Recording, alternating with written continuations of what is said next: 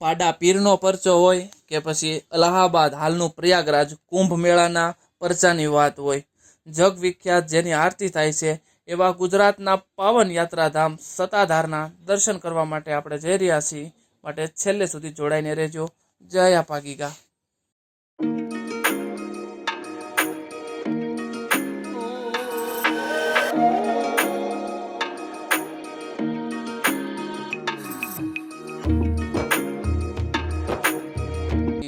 સતાધારમાં તમે દર્શન કરી શકો છો પૂજ્ય ગીગા બાપુનું સમાધિ સ્થાન તેમજ ત્યારબાદ તેમની બાદ આવેલા સંતોના સમાધિ સ્થાન, સતાધારની વિશાળ ગૌશાળા, પાડાપીરની સમાધિ, સતાધારનો કુંડ અને કુંડના કાંઠે આવેલું અતિ રમણીય બિલેશ્વર મહાદેવનું મંદિર.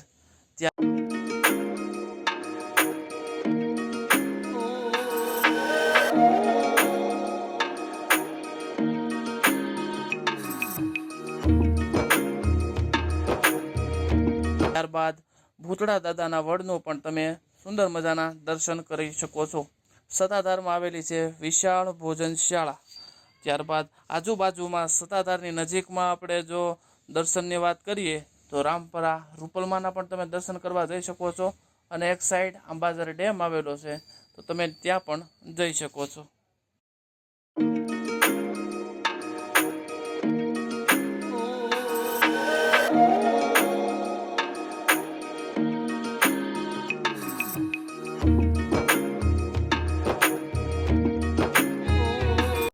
વિસાવદરથી આશરે 5 કિલોમીટરના અંતરે આવેલું સૌરાષ્ટ્રનું આ પવિત્ર યાત્રાધામ સતાધાર.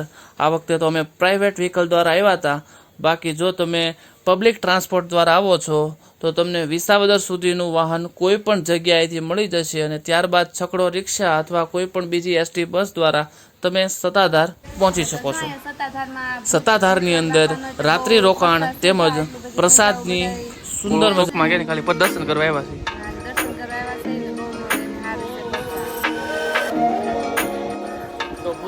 દર્શન કરીને હવે અમે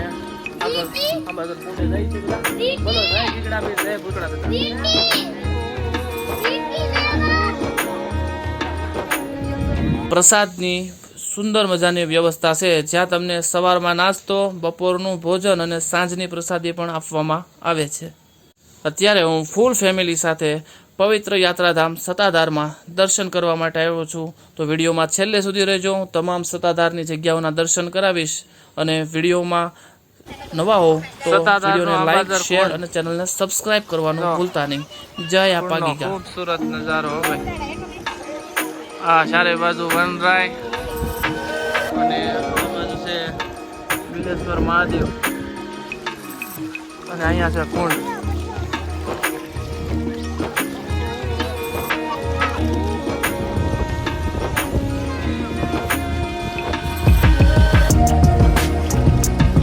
સતાધારનું વિશાળ પાર્કિંગ છે અને મોટા પ્રમાણમાં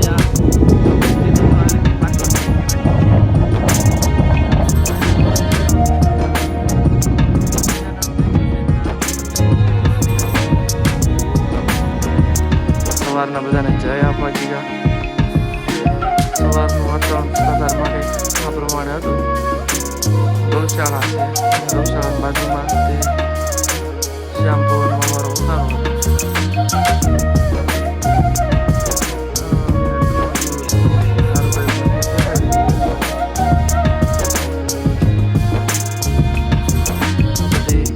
અંબાવાડી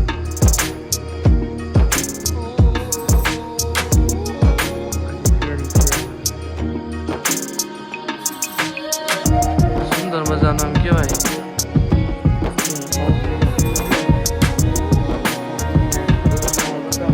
સુંદર મજાની ગૌશાળા છે.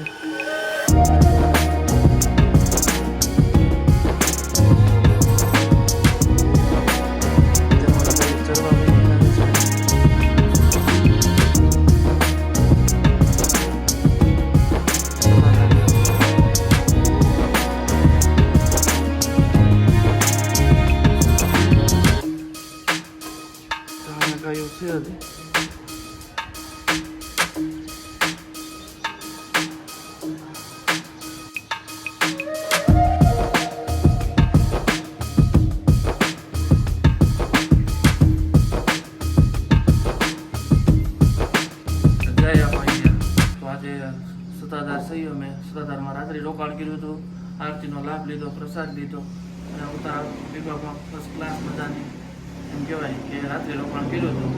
સત્તાધાર આવવાને અમારે આજે 60 વર્ષ પૂરા થયા.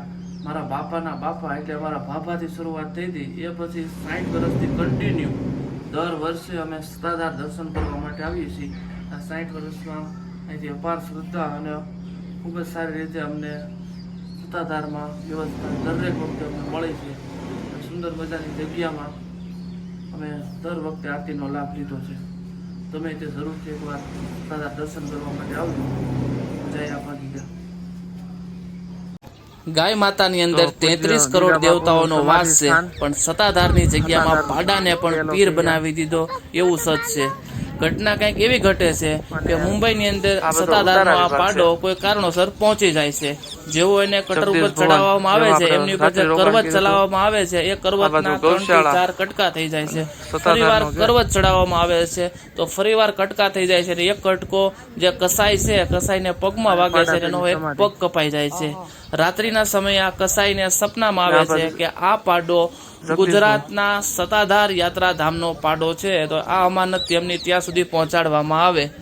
બીજા દિવસે મુંબઈથી આ કસાઈ આ પાડાને સત્તાધાર સુધી પહોંચાડી દે છે અને સત્તાધારમાં પાડો પહોંચ્યા બાદ પૂજ્ય ગીગા બાપુની સમાધિ સ્થાન સામે આવી અને બેસી જાય છે. અને શ્યામજી બાપુ એ સમયમાં જગ્યાના મહંત હતા અને તેમના હાજરીમાં આ પરચો બનેલો છે. અને પાડા પીરના પરચા વિશે ખૂબ જ મોટા પ્રમાણમાં લોકો જાણતા હશે. જય ગીગા બાપુ.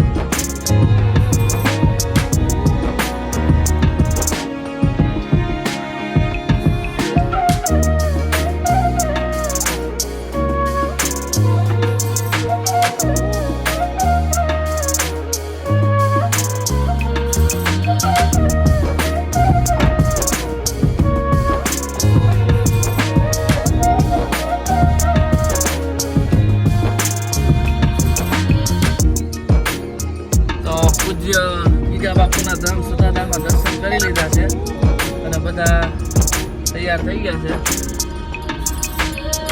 બોલો આપા ગીગાની.